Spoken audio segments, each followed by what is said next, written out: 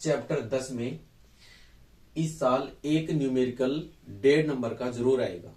अब वो 1.5 नंबर का न्यूमेरिकल अपनी जो बुक है उसके एक्सरसाइज ये इसके एग्जाम्पल इन्हीं से मिलता जुलता होगा। तो हम आज इस चैप्टर के न्यूमेरिकल की बात करेंगे। अब न्यूमेरिकल को करने के लिए हमें कुछ थोड़ी बहुत बातें अलग से पता होना चाहिए। तो पहली बात तो ये कि जो लाइट है, मान लो कि ये नीचे एक अलग मीडियम है, ये वाला अलग मीडियम है। आप ये समझ लो कि जैसे ये एयर भी है तो ये नीचे वाटर हो सकता है। तो ये दो अलग अलग मीडियम है। लाइट आएगी और ये नॉर्मल, इसका कुछ पार्ट वापस रिफ्लेक्ट हो जाएगा, इसका कुछ पार्ट है उसका रिफ्रैक्शन हो जाएगा। तो ये तो है इंसिडेंट रे, ये वाली है रिफ्लेक्टेड रे, और ये हो गई रिफ्रैक्टेड। अब जो लाइट आई है उसकी फ्रीक्वेंसी है न्यू, उसकी वेवलेंथ है लैम्डा और उसकी स्पीड है v। लाइट है वो वेव फॉर्म में है तो उसकी फ्रीक्वेंसी हो गई न्यू, वेवलेंथ हो गया लैम्डा, उसकी स्पीड हो गई v। अब इसका जो पार्ट रिफ्लेक्ट होता है तो रिफ्लेक्शन में फ्रीक्वेंसी भी उतनी ही रहती है, जो वेवलेंथ इंसिडेंट की थी वही रिफ्लेक्टेड की रहेगी और उतनी ही स्पीड। फिर के बाद ये है फ्रीक्वेंसी, वेवलेंथ, स्पीड, तीनों ही नो चेंज, इनमें कोई चेंज नहीं आता। और जो लाइट रिफ्रैक्ट हुई है उसमें भी फ्रीक्वेंसी तो अभी भी नो चेंज ही रहेगी, लेकिन काम की बात यह है इसका जो वेवलेंथ है लैम्डा वो चेंज हो जाएगा, इसकी जो स्पीड है वो भी चेंज हो जाएगी। तो लैम्डा और v ये दोनों तो चेंज होंगे। बात ये हुई जब भी लाइट एक मीडियम से दूसरे मीडियम में जाती है तो उसकी फ्रीक्वेंसी में तो कोई फर्क नहीं पड़ता, वो तो उतनी ही रहती है, और लेकिन उसका वेवलेंथ चेंज हो जाता है, उसकी स्पीड चेंज हो जाती है। हाँ, बात आती है ना रिफ्लेक्शन की, तो रिफ्लेक्शन में फ्रीक्वेंसी हो चाहे वेवलेंथ हो चाहे स्पीड हो, तीनों में ही कोई फर्क नहीं पड़ता, ये कांस्टेंट रहते हैं। अब इसमें अपन बात करें फ्रीक्वेंसी की, तो लाइट की फ्रीक्वेंसी का फॉर्मूला क्या होता है? तो frequency nu equal c upon lambda. एक तो ये भी होता है, एक होता है nu equal v upon lambda. हम ये वाला फॉर्मूला यूज करते हैं वैक्यूम में, या इसको अपन ये कहें एयर में, और ये वाला फॉर्मूला अपन यूज करेंगे मीडियम के लिए। बस इसमें काम की बात यही है, अगर यहां जो स्पीड है वो वैक्यूम की लिख रहे हैं तो वेवलेंथ भी वैक्यूम का ही लिखना है। अगर हम स्पीड मीडियम में ले रहे हैं तो वेवलेंथ भी मीडियम में ही लेना है, और लेकिन इनका रेशियो है वो उतना ही आना है, क्योंकि जो फ्रीक्वेंसी है ना, इस मीडियम में देखो चाहे इस मीडियम में देखो, फ्रीक्वेंसी पे तो फर्क पड़ता ही नहीं है। अच्छे से इस बात को ठीक से दिमाग में बिठा लो, अगर आपको फ्रीक्वेंसी निकालना है चाहे इस मीडियम में निकालो चाहे इस मीडियम में निकालो, फ्रीक्वेंसी सेम ही आएगी। हाँ, इस मीडियम में फ्रीक्वेंसी निकालना है तो इसी मीडियम की स्पीड लिखो, अगर ये वैक्यूम है तो सी आ जाएगा स्पीड, इसी में वेवलेंथ लिखना है जो भी है। अगर इसमें चाहिए तो इस मीडियम में जो स्पीड है वो लिखो, तो सी से तो चेंज हो जाएगी। जैसे अगर ये वाटर है तो वाटर में आते ही स्पीड चेंज होगी, और इसी ही मीडियम का वेवलेंथ लिखो, ये होता है। अब जैसे मान लो कि ये वाटर है और ये एयर है। अगर हम यहां से फ्रीक्वेंसी निकालें तो हमें कहना चाहिए velocity of water, velocity of light in water और wavelength of light in water, ये लिखना चाहिए हमें। एयर में तो हम v की जगह c लिखते ही हैं और ये जो वेवलेंथ है ये एयर का आ जाएगा, बाकी इनका रेशियो उतना ही आएगा। तो एक तो हमें फ्रीक्वेंसी यूज होगा, एक हमें न्यूमेरिकल में जरूरत पड़ेगी तो रिफ्रैक्टिव इंडेक्स की जरूरत पड़ेगी। रिफ्रैक्टिव इंडेक्स को n से डिनोट कर रहे हैं और n होता है c/v। अब इसमें भी काम की बात, जैसे मान लो हमें यहां इस वाटर है, इस वाटर का रिफ्रैक्टिव इंडेक्स लिखना है, तो हम क्या करें, वैक्यूम में स्पीड कितनी है लाइट की वो लिखो, और यहां ये वाटर है तो वाटर में लाइट की स्पीड कितनी है, speed of light in water. तो ये जो रिफ्रैक्टिव इंडेक्स आएगा ये वाटर का आ जाएगा। अगर मान लो ये गिलास होता और इस गिलास का हमें रिफ्रैक्टिव इंडेक्स चाहिए तो हम लिखेंगे Ng, रिफ्रैक्टिव इंडेक्स ऑफ गिलास, और यही तरीका C और गिलास में लाइट की स्पीड, ये गिलास का रिफ्रैक्टिव इंडेक्स आ जाएगा। अब यहां तो क्या हम बताते हैं कि जब भी रिफ्रैक्टिव इंडेक्स लिखा जाता है वो किसी के रेस्पेक्ट में लिखा जाता है, तो यहां हमने तो रेस्पेक्ट भी नहीं बताया। तो बिल्कुल हम ये समझ के चलेंगे कि ये जो भी रिफ्रैक्टिव इंडेक्स लिख रहे हैं ये वैक्यूम या एयर के रेस्पेक्ट में है। तो ठीक है, अब जो ये रिफ्रैक्टिव इंडेक्स है ये किस पर डिपेंड करता है, तो अलग अलग वेवलेंथ के लिए किसी मीडियम का रिफ्रैक्टिव इंडेक्स अलग अलग होता है। तो रिफ्रैक्टिव इंडेक्स n प्रोपोर्शनल होता है 1/λ। जिस कलर का लैम्डा ज्यादा है उसके लिए रिफ्रैक्टिव इंडेक्स कम होगा।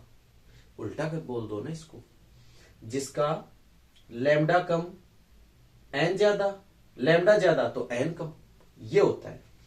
एक चीज और, यहां से देखो इसमें जो रिफ्रैक्टिव इंडेक्स n है वो आता है c/v, तो हम इसको लिखें n प्रोपोर्शनल होता है 1/v। अब ये है n proportional 1/λ, n proportional 1/v, तो ये भी n के प्रोपोर्शनल, ये भी n के प्रोपोर्शनल, तो फिर हम सीधा इनको यही लिख देते कि 1/λ प्रोपोर्शनल 1/v, और ये लैम्डा इधर ये इधर, तो हम कह सकते हैं लैम्डा प्रोपोर्शनल v। अब यहां से नई बात निकल के आती है, जितना ज्यादा लैम्डा होगा, लैम्डा है वेवलेंथ, तो वेवलेंथ जितनी ज्यादा होगा स्पीड उतनी ही ज्यादा होगी। अगर वेवलेंथ कम तो स्पीड भी कम होगी। विबग्योर से भी हम जानते हैं, इधर जाएंगे लैम्डा इंक्रीज होगा तो वॉयलेट कलर के बजाय रेड कलर का वेवलेंथ ज्यादा होता है, तो रेड कलर का वेवलेंथ भी ज्यादा है तो फिर रेड कलर की स्पीड भी तो ज्यादा होगी ना। तो कोई भी मीडियम है, अब इस मीडियम में अगर एक तो हम वॉयलेट कलर को पास करवाएं या फिर हम रेड कलर की लाइट को पास करवाएं, तो इसमें से जो रेड कलर है इसका वेवलेंथ ज्यादा है तो इसकी स्पीड भी ज्यादा होगी बजाय वॉयलेट कलर के। तो ऐसा भी अपने एक न्यूमेरिकल बनता है कि हम किसी मीडियम से रेड कलर की लाइट को पास करवाएं या वॉयलेट कलर की लाइट को पास करवाएं तो किसकी स्पीड कम होगी किसकी ज्यादा होगी। तो हम जानते हैं जिसका लैम्डा ज्यादा उसकी स्पीड ज्यादा, तो फिर रेड कलर का लैम्डा ज्यादा है तो इसकी स्पीड ज्यादा होगी, वॉयलेट कलर का लैम्डा कम, इसकी स्पीड कम होगी। तो हम ये डायरेक्टली याद रखिए, लैम्डा प्रोपोर्शनल वी। हालांकि हमें याद तो ये रखना ही, एक तो न्यू होता है सी अपॉन लैम्डा, या फिर न्यू हो जाएगा वी अपॉन लैम्डा। मीडियम है तो ये यूज कर लेंगे, वैक्यूम है तो ये यूज कर लेंगे। और refractive index c upon v. अगर वाटर का रिफ्रैक्टिव इंडेक्स सही है तो वाटर की स्पीड ले लो, गिलास का रिफ्रैक्टिव इंडेक्स सही है तो नीचे गिलास में ही लाइट की स्पीड लेनी है हमें। एक ये है। और काम की बात बस यही थी, जब लाइट एक मीडियम से दूसरे में जाती है तो फ्रीक्वेंसी पे कोई फर्क नहीं पड़ता, चाहे रिफ्लेक्शन हो चाहे रिफ्रैक्शन हो। हाँ इतना है, एक मीडियम से दूसरे में जाएगी, वेवलेंथ भी चेंज होगा, स्पीड भी चेंज होगी, बस फ्रीक्वेंसी चेंज नहीं होगी। अब हम सीधे न्यूमेरिकल पे आते हैं, अपनी एनसीईआरटी बुक का पहला ही न्यूमेरिकल।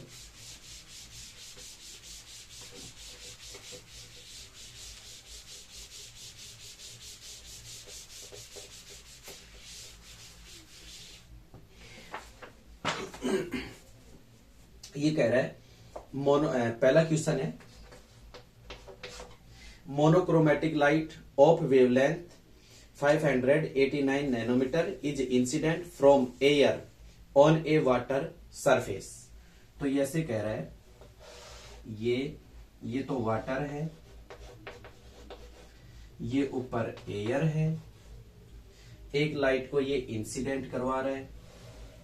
अब जो ये लाइट आ रही है इसका वेवलेंथ दे रखा है लैम्डा, और वो भी किस में दिया है, एयर में। तो लैम्डा एयर में दिया है 589 नैनोमीटर, ये दे दिया। फिर आगे कह रहा है what are the wavelength, frequency and speed of reflected and refracted light, और फिर दे रखा है refractive index of water is, इसका रिफ्रैक्टिव इंडेक्स दे दिया NW 1.33। अब ये देखो, ये तो रिफ्लेक्शन होगा और इधर हो जाएगा रिफ्रैक्शन। तो कह रहा है कि जब रिफ्लेक्शन हो रहा है तब एक तो पूछा है लैम्डा क्या होगा, एक पूछा है फ्रीक्वेंसी क्या होगी, एक पूछ रहा है ये स्पीड क्या होगी, तीनों की बात कर रहा है। और जब रिफ्रैक्शन हो रहा है तो लैम्डा क्या होगा, न्यू क्या होगा, वी क्या होगा, ये हमसे पूछा है। सीधा सा समझ में आता है। अगर बात रिफ्लेक्शन की आती है, रिफ्लेक्शन की आती है तो ये जो लाइट आई थी ना, इसका जो लैम्डा है वो का वही लैम्डा रिफ्लेक्शन में होगा। तो जो ये लैम्डा है ये तो रहेगा 589 नैनोमीटर, लेकिन यहां लैम्डा चेंज हो जाएगा। अब वही तो हमें निकालना है कि इसमें लैम्डा क्या रहेगा। अगला, फ्रीक्वेंसी जो इस लाइट की है इंसिडेंट की, वही फ्रीक्वेंसी रिफ्लेक्टेड लाइट की होगी। तो ये वाली फ्रीक्वेंसी तो सेम। अब यहां जो है वही इसकी हो जाएगी, तो हम कैसे भी करके इसकी फ्रीक्वेंसी पता कर लेंगे, वही इसकी। और गजब बात, फ्रीक्वेंसी इसकी भी उतनी होगी, ये वाली। तो यहां से हम न्यू पता करेंगे, यहां का और यहां का न्यू भी मिल जाएगा। फिर पूछ रहा है यहां की स्पीड। अब ये एयर है और हम सब जानते हैं लाइट की जो स्पीड है वो एयर में अप्रोक्सीमेट c ही होती है, और वो है 3 × 10⁸ मीटर पर सेकेंड। तो हमें रिफ्लेक्टेड का लैम्डा पूछा तो वो तो ये का ये आ जाएगा। रिफ्लेक्टेड का स्पीड, तो एयर में स्पीड ये रही, सिर्फ हमें नहीं पता न्यू का, तो जो न्यू इसका है वही इसका। तो हम इसका न्यू पता करते हैं पहले। तो न्यू क्या होता है, न्यू होता है, अगर हम एयर में ही बात कर रहे हैं तो इसमें स्पीड और इसी का लैम्डा लेना है, तो एयर का ही आएगा ये।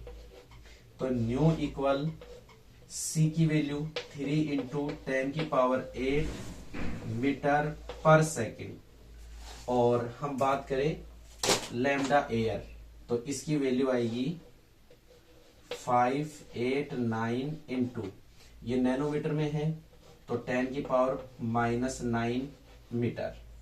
ये मीटर कैंसिल हो गया, ये पर सेकेंड है, इसको हम हर्ट्ज बोलेंगे। तो न्यू इक्वल 3 इंटू 10 की पावर, ऐसे कर लो, इसमें से इसको 3000 बना लो, तो ये बनेगा 3 पावर इधर चली जाएगी और ये 10 की पावर 5, ये ऊपर आएगा 10 की पावर 9 और ये 589, और इसकी जो यूनिट है वो हर्ट्ज आ जाएगी। इसका इसमें डिवाइड करेंगे तो इसमें इसका डिवाइड करेंगे तो ये अप्रोक्सीमेट 5.09 इंटू 10 की पावर, और ये 9 और 5 14 हर्ट्ज, ये इसकी फ्रीक्वेंसी आ जाएगी। ये डिवाइड आप इसमें कर लेना। तो बात ये है, जो लाइट इंसिडेंट हो रही है उसकी फ्रीक्वेंसी 5.09 इंटू 10 की पावर 14 हर्ट्ज होगी। तो रिफ्लेक्टेड लाइट की भी यही फ्रीक्वेंसी रहेगी और जो रिफ्रैक्टेड लाइट है इसकी भी यही फ्रीक्वेंसी होगी। हाँ, तो इसकी फ्रीक्वेंसी भी मिल गई न्यू, ये वाला इसका न्यू आ गया 5.09 इंटू 10 की पावर 14 हर्ट्ज। तो इसकी स्पीड भी आ गई, ये फ्रीक्वेंसी, वेवलेंथ। अब हमें इसका पता करना है, तो इसमें भी न्यू तो यही रहा। अब इसका हमें v चाहिए, इसका हमें लैम्डा चाहिए। ये देखते हैं यहां से। तो यहां देखो, वही हम लिख सकते हैं न्यू इक्वल c। तो यहां स्पीड है v और यहां वेवलेंथ किसमें, वाटर। अब हमें यहां की स्पीड नहीं पता कि वाटर में स्पीड कितनी है, नहीं हमें वाटर का लैम्डा पता, तो फिर हम, हाँ न्यू पता है। अब ये दोनों अननोन है ना, तो इनमें से कोई भी एक ऐसे यहां से पता नहीं चल सकता। तो फिर इसके अलावा कोई और ऑप्शन देखते हैं। तो एक फॉर्मूला और होता है n2/n1, और वेलोसिटी की बात करें स्पीड की तो v1/v2, और एक और होता है इसी में λ1/λ2। ये आपको याद रखना है। n2/n1 तो यहां होता है v1/v2 और λ1/λ2। अब यहां से देखो n2 हम इस मीडियम का ले रहे हैं, तो ये हो जाएगा वाटर का, n1 ये वाला मीडियम एयर का, v1 एयर में स्पीड, तो एयर में स्पीड को हम क्या लिखेंगे, c, और ये स्पीड किस में, वाटर में, v। यहां से nw, तो इसका रिफ्रैक्टिव इंडेक्स है 1.33, और 1.33 को हम लिख सकते हैं 4/3। तो इसको लिखेंगे 4/3। एयर का रिफ्रैक्टिव इंडेक्स 1 होता है, इसकी वैल्यू होती है 3 इंटू 10 की पावर 8, और ये हमें पता करना है speed of light in water. ये इसको इधर ले आएंगे, ये बनेगा 9 इंटू 10 की पावर 8/4 मीटर पर सेकेंड। VW 4 2 जा 8, और ये बनेगा 1 4 2 जा 8, ये 20, ये 5, ये हो जाएगा 10 की पावर 8 मीटर पर सेकेंड। देख लो, अगर ये एयर में था तब इसकी स्पीड थी 3 इंटू 10 की पावर 8, और जैसे ही ये वाटर में आया तो ये 3 की बजाय 2.25, तो स्पीड डाउन हो गई ना इसकी, और ये 10 की पावर 8 मीटर पर सेकेंड। तो अब इसकी स्पीड भी आ गई और फ्रीक्वेंसी तो जो यहां थी वही रहनी है। अब हमें इसका चाहिए लैम्डा।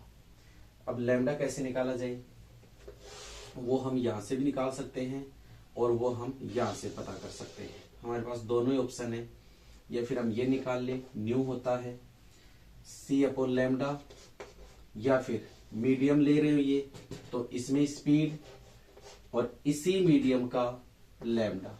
तो ये लैम्डा आ जाएगा वाटर में ही स्पीड, ये lambda W V W upon new, और ये लैम्डा डब्लू वी डब्लू कितना आया, ये रहा 2.25 इंटू 10⁸ मीटर पर सेकेंड, और ये वाला जो न्यू है वो न्यू ये आया था 5.09 इंटू 10⁻14, और जो भी आएगा ये मीटर में आ जाएगा।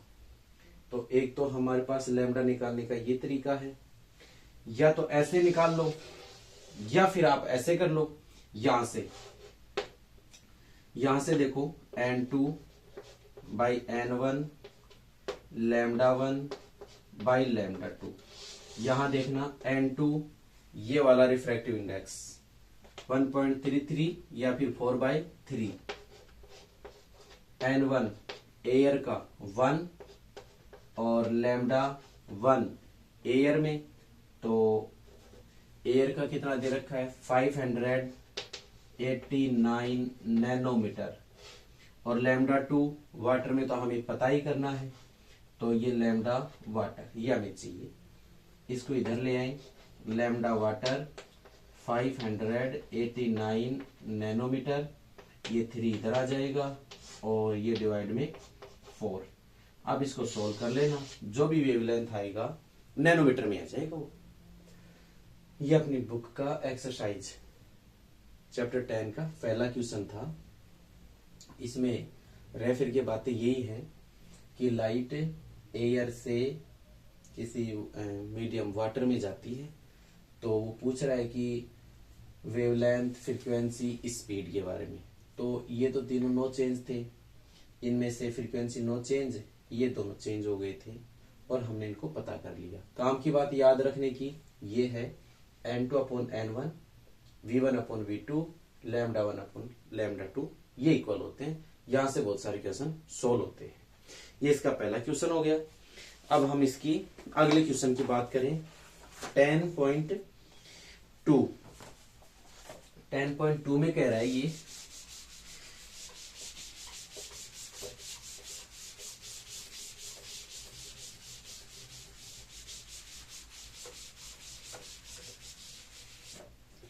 ये कह रहा है what is the shape of the wave front in each of the following case. तो इसका पहला क्वेश्चन ये वेव फ्रंट के बारे में पूछ रहा है इसमें। तो ये कह रहा है light diverging from A point source. एक पॉइंट सोर्स है, यहां से लाइट डाइवर्ज हो रही है। डाइवर्ज का मतलब ये वाली ऐसे निकल के जा रही है, ये लाइट, इसको डाइवर्ज बोल रहे हैं।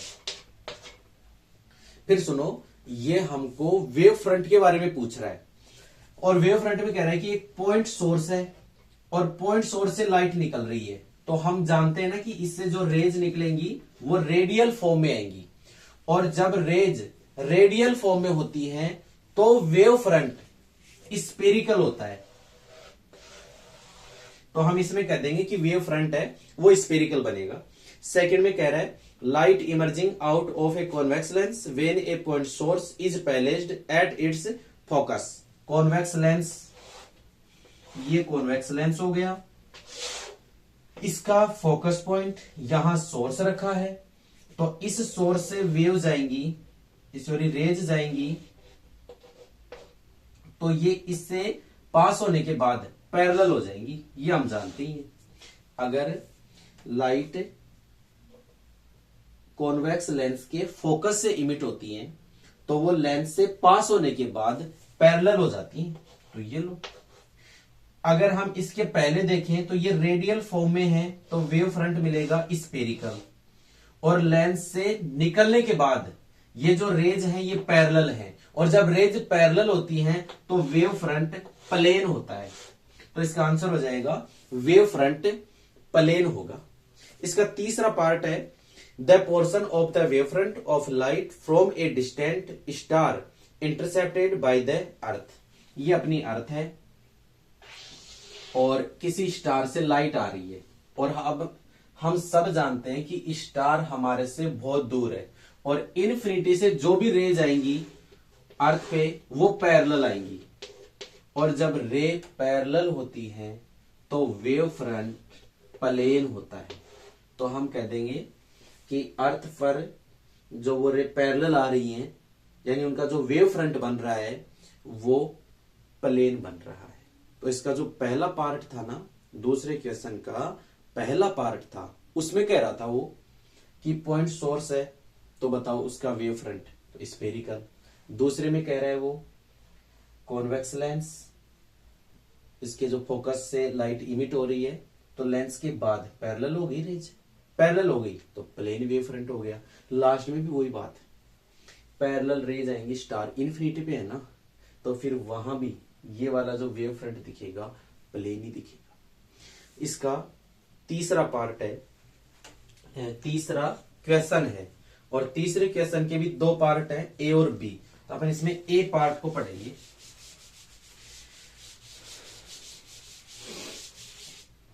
देखो इसका क्या कह रहा है, ये कह रहा है द रिफ्रैक्टिव इंडेक्स ऑफ ए गिलास इज 1.5। रिफ्रैक्टिव इंडेक्स गिलास का दे दिया 1.5। फिर आगे कह रहा है what is the speed of light in गिलास। गिलास में स्पीड पूछा है, सबको पता है n इक्वल होता है C/V। अगर स्पीड गिलास की के अंदर है तो रिफ्रैक्टिव इंडेक्स भी गिलास का ही आएगा। तो यहां से VG हमसे पूछा है, तो स्पीड ऑफ लाइट इन गिलास C ये यहां जाएगा NG। VG C की वैल्यू है 3 × 10⁸ मीटर पर सेकेंड। NG की वैल्यू है ये दे रखा है 1.5। VG इक्वल पॉइंट हटा लो 30, 15, 10⁸ मीटर पर सेकेंड। ये आ जाएगा VG और ये बनेगा 2 × 10⁸ मीटर पर सेकेंड। भाई रे ऐसा सवाल तो आ सकता है एग्जाम में, क्योंकि इतना इजी है, ये तो ऑप्शन में दे देगा। NG दे दिया, VG हमसे पूछा है, ये हम जानते ही हैं, वैल्यू रखो और निकालो। अब आगे इसका बी पार्ट, ये बढ़िया बी पार्ट देखो इसका। ए तो हो ही गया, बी में कह रहा है is the speed of light in glass independent of the colour of light. ये कह रहा है कि जो लाइट की जो स्पीड है वो कलर पे डिपेंड करती है क्या। हमने थोड़ी देर पहले ही पढ़ लिया था, n होता है C/V, और यहां से हम कह सकते हैं n प्रोपोर्शनल 1/V। एक हम जानते ही हैं n प्रोपोर्शनल 1/λ। इन दोनों को मिला करके हम कह सकते हैं ये भी n के प्रोपोर्शनल, ये भी, तो 1/V प्रोपोर्शनल 1/λ। यहां से v प्रोपोर्शनल लैम्डा, v यहां लैम्डा यहां, ये बन जाएगा। अलग अलग कलर का लैम्डा अलग अलग होता है, तो फिर लैम्डा अलग कलर के लिए लैम्डा ही अलग है, तो स्पीड भी अलग है। तो बात यह है कि जो कलर है वो स्पीड, जो स्पीड है ना लाइट की, वो कलर पर डिपेंड करेगी। अच्छा, अब वो कैसे करेगी डिपेंड, तो वो विबग्योर से याद कर लो इसको। विबग्योर में देखो रेड कलर का लैम्डा ज्यादा तो रेड कलर की स्पीड भी ज्यादा। और ये पूछा भी शायद लास्ट में यही है कि दो कलर हैं, एक तो रेड कलर है एक वॉयलेट कलर है, वो गिलास में ट्रेवल कर रहे हैं, तो इनमें से कौन सा स्लो चलेगा, जिसका लैम्डा कम होगा वो स्लो चलेगा, तो वॉयलेट कलर स्लो होगा। ये इसका आंसर है। आगे है क्वेश्चन नंबर 4। ये क्वेश्चन है भाई रे यंग डबल स्लिट एक्सपेरिमेंट का, इसको भी देखते हैं।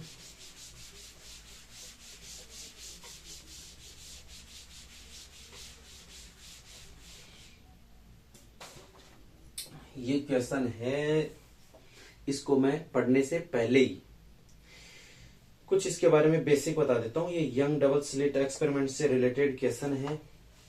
ये देखो, हम ये जानते हैं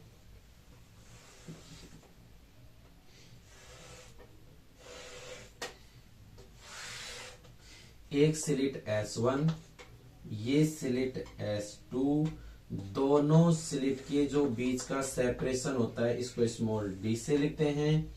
स्लिट और स्क्रीन, ये स्क्रीन है, इनके जो बीच का सेपरेशन है इसको कैपिटल डी से लिखते हैं। तो ये जो स्लिट S1 है, ये स्लिट S2 है, इनका मिड पॉइंट ले लो, ये रहा जस्ट सामने, यहां इसको बोलते हैं central bright fringe. Central bright fringe, ये। इसके बाद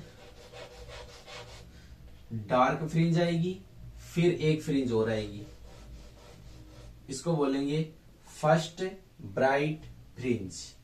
फिर डार्क आएगी, फिर फ्रिंज आएगी, फिर डार्क फ्रिंज, फिर डार्क, फिर फ्रिंज। ऐसे ये नीचे भी चलती रहेंगी। इंटरफेरेंस में यही तो होता है।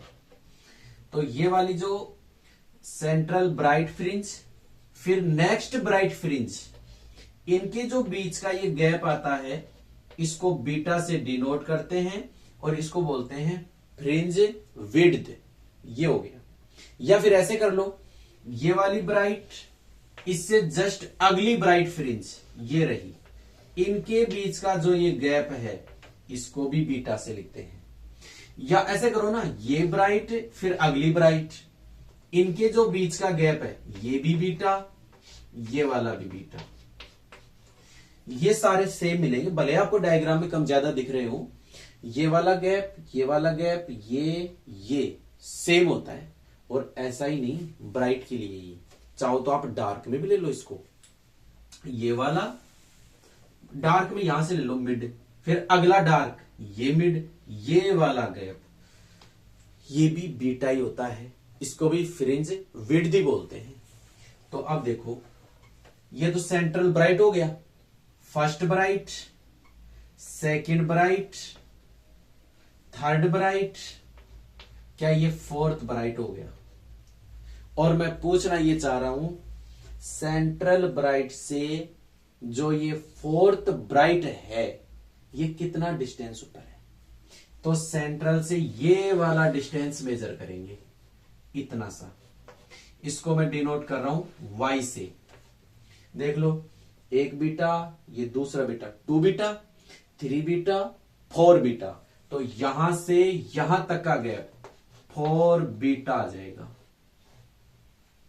अब ये हम याद ही कर लेंगे ना ऐसा, कि सेंट्रल ब्राइट से फोर्थ ब्राइट फ्रिंज का डिस्टेंस कितना होगा, y इक्वल, फोर्थ का पूछा है ना, फोर्थ बीटा कर दो।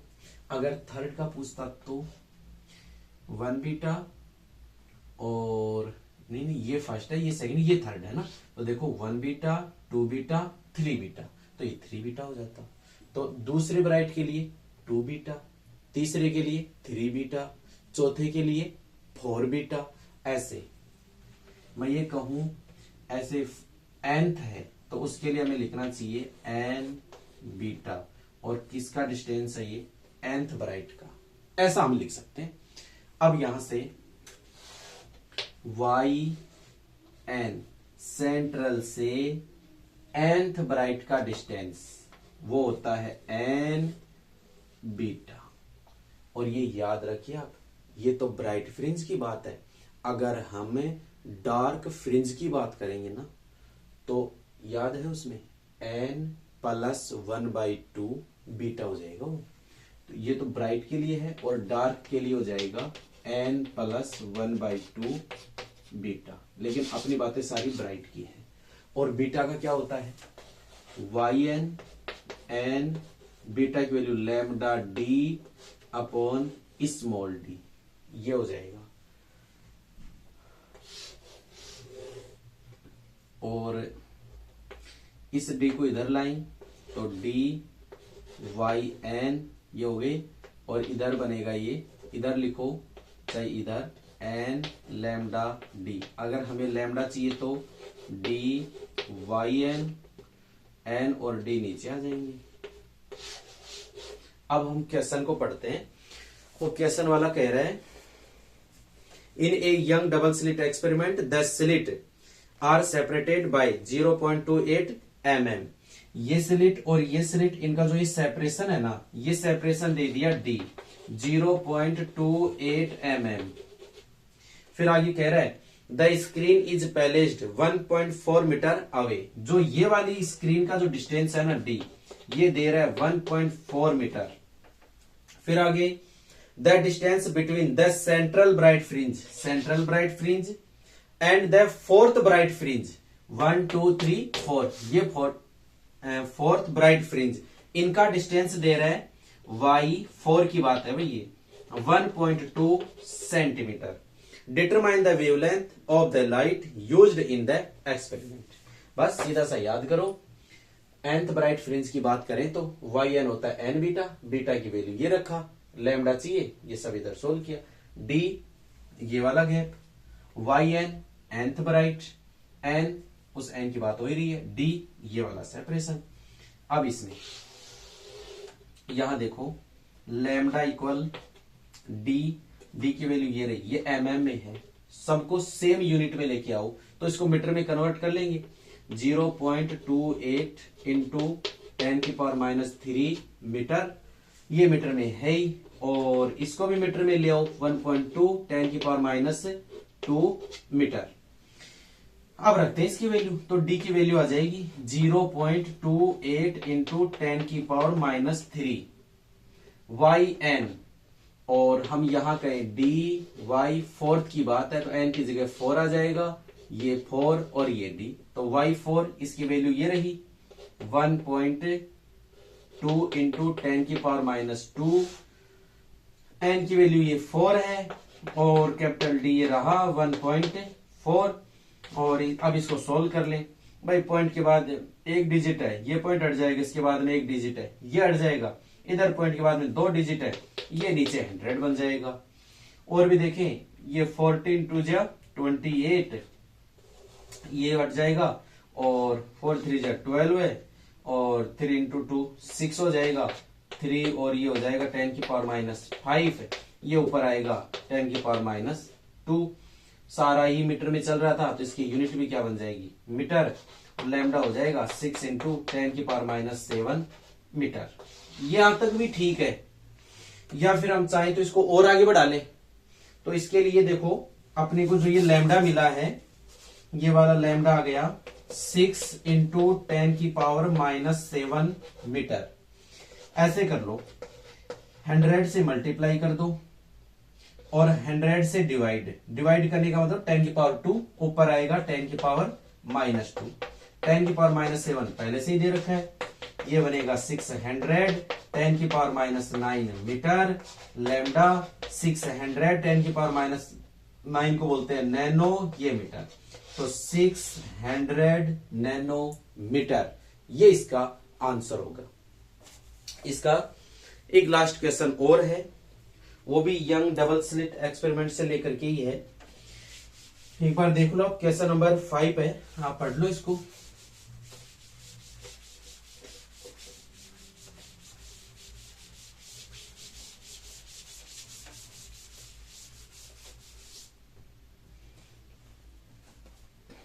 ये कह रहा है in Young's double slit experiment using monochromatic light of wavelength lambda. एक यंग डबल स्लिट को एक्सपेरिमेंट है, उसमें मोनोक्रोमेटिक लाइट यूज कर रहे हैं। याद रखो, जब भी मोनोक्रोमेटिक की बात आती है तो इंटेंसिटी सेम होती है, I1 = I2, और उसको हम I0 नाम देते हैं। वही बात आ गई, the intensity of light at point on the screen where path difference is lambda is capital K units. तो मैं ये कह दूं, ये कह रहा है जब पाथ डिफरेंस, क्वेश्चन कौन सा है ये तो बता ही दूं, 10.5। अच्छा, ये कह रहा है जब path difference delta x lambda है तब इंटेंसिटी है कैपिटल K, ये इसने दिया है। फिर आगे कह रहा है जब पाथ डिफरेंस, जब डेल्टा x जो पाथ डिफरेंस है वो λ/3 हो जाए तो फिर इंटेंसिटी क्या होगी, वो हमसे पूछ लिया। मैं दोबारा बता दूं, जब पाथ डिफरेंस लैम्डा है तो उसकी इंटेंसिटी के है, अगले ने दे दिया। फिर कह रहा है जब पाथ डिफरेंस लैम्डा से चेंज होके लैम्डा बाई 3 हो जाए तो फिर उसकी इंटेंसिटी क्या होगी, ये हमसे पूछ रहा है।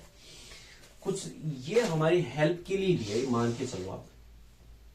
और ये भी कह दिया मोनोक्रोमेटिक है, मोनोक्रोमेटिक में I1 I2 इक्वल होगा, उसको हम I नोट कहेंगे। यहां देखो I होता है I1 plus I2 plus 2 root I1 root I2 cos five. इसमें हम I की जगह तो K लिखेंगे। मोनोक्रोमेटिक है I note I note I note I note, लेकिन I को K कब लिख रहे हैं, जब डेल्टा X लैम्डा है, तो फिर फाई भी यहीं से उठा के लिखो। अब पहले फाई पता कर लेते हैं। तो हम जानते हैं डेल फाई क्या होता है, 2 pi by lambda into delta x. ये फेज डिफरेंस, ये पाथ डिफरेंस, वेवलेंथ 2 पाई आप जानते हो। यहां से डेल्टा फाई, या इसको हम फाई भी बोल देते हैं, 2 पाई लैम्डा, डेल्टा एक्स कितना है लैम्डा, कैंसिल हो गया, कितना आया 2 पाई आ गया। अब देखो इसमें, और मोनोक्रोमेटिक के लिए I1 इक्वल I2 इक्वल क्या होता है, I नोट होता है। अब इसमें रख लियो ना सीधा सीधा, I को तो क्या लेना है K, क्वेश्चन वाला खुद कह रहा है, मैं मर्जी से नहीं लिख रहा इसको, K I नोट, ये भी खुद ही बोला है मोनोक्रोमेटिक, तब लिख रहा हूं मैं, ये भी I note 2 root I note root I note cos, अब बता दो फाई क्या आएगा इसमें, ये वाला 2 पाई, और कोस 2 पाई होता है 1। अब याद नहीं है तो करो याद, के ये हो जाएगा 2I नोट प्लस 2 ये I नोट। अब ये मैं ही बताऊं कैसे आया, I नोट ही होगा, ये 1 होता है। के इक्वल बनेगा 2I नोट 4 I नोट, और I नोट क्या हो जाएगा यहां से के बाई 4। यहां से हमने I1 और I2 की वैल्यू पता कर ली। कैसे, I1 और I2 I नोट ही होता है, और I नोट कितना मिल गया k बाई 4 मिल गया। अब आते हैं यहाँ पे वही बात कि डेल एक्स का मान लैम्डा बाई 3 है, तो डेल फाई तो पता करो पहले।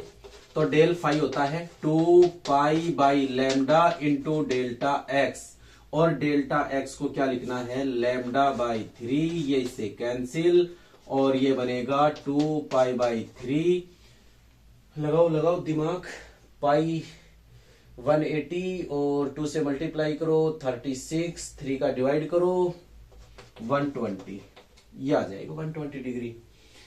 देखो वही हम जानते हैं, I होता है I1 I2 2 root I1 root I2 cos phi. ये I नोट मोनोक्रोमेटिक है ना, मैं इसलिए लिख रहा हूं, ये भी I नोट 2 I नोट कोस 120, और जब ये फाई यहां वाला यूज कर रहे हैं, ये वाला तो I चेंज हो क्या आ जाएगा I डैश, यही तो हमें पता करना है। तो I डैश आ जाएगा 2I note plus 2I note, और ये होता है माइनस का 1/2, 2 से 2 ये बचेगा I dash 2I note minus का I नोट, और ये आ जाएगा I डैश I नोट, और I नोट पहले से पता k बाई 4 है। फिर के बाद ये निकल के आई है इसमें, जब डेल्टा एक्स लैम्डा था तो I था k, और डेल्टा एक्स लैम्डा बाई 3 हो गया, तो अब I डैश क्या हो गया, तो इस k का 1/4 हो गया k का, ये इसका था।